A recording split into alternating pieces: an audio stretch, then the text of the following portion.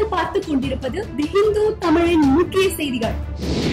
நாட்டின் 29வது மாநிலமாக உருவாகியுள்ள தெலுங்கானா மாநிலத்தின் முதல்வராக தெலுங்கானா ராஷ்டிரிய சமிதி கட்சியின் தலைவர் கே. சந்திரசேகர ராவ் திங்கட்கிழமை காலை பதவியேற்றார். ஒடிசாவுக்கு சிறப்பு அந்தஸ்து வழங்க வேண்டும் என அம்மாநில முதலமைச்சர் நவீன் பட்நாயக் பிரதமரிடம் கோரிக்கை விடுத்துள்ளார். பிரதமர் நரேந்திர மோடியை நேரில் சந்தித்து மாநில பிரச்சினைகள் குறித்து விவாதித்த பட்நாயக் நிதி ஒதுக்கீடுகள் தொடர்பான கோரிக்கைகளை முன்வைத்ததாக தெரிவித்தார். 2G அலைக்கற்றை முறைகேடு வழக்கில் குற்றம் சாட்டப்பட்டுள்ள தொலைத்தொடர்புத்துறை முன்னாள் அமைச்சர் ராசாவை குற்றம் சாட்டப்பட்டவர்கள் தரப்பு சாட்சியாக விசாரிக்க டெல்லி சிபிஐ சிறப்பு நீதிமன்றம் அனுமதி அளித்தது.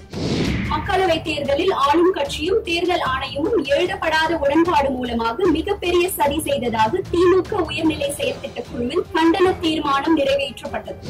இலங்கை கடற்படையால் சிறைப்பிடிக்கப்பட்டுள்ள ராமேஸ்வர பகுதி மீனவர்கள் 29 பேரையும் ஜூன் 16ஆம் தேதி வரை அனுராதாபுரம் சிறையில் அடைக்க இலங்கை நீதிமன்றம் உத்தரவிட்டது. 29 பேர் மீதும் எல்லை தாண்டி மீன்பிடித்ததாக வழக்கு பதிவு செய்யப்பட்டுள்ளது. உத்தரப்பிரதேசத்தில் 2 சிறுமிகள் பாலியல் பலாத்காரத்துக்கு உட்படுத்தப்பட்டு கொலை செய்த சம்பவத்தை ஐக்கிய நாடு சபை வன்மையாக கண்டித்துள்ளது. மேலும் கொடூரமான குற்றம் செய்தவர்களை சட்டத்தின் முன் நிறுத்தி தண்டனை விதிக்கப்பட வேண்டும் என்று ஐநா வலியுறுத்தியுள்ளது. மேலும் செய்திகளுக்கு தமிழ் தி ஹிந்து இணையதளத்தை பார்க்கவும்.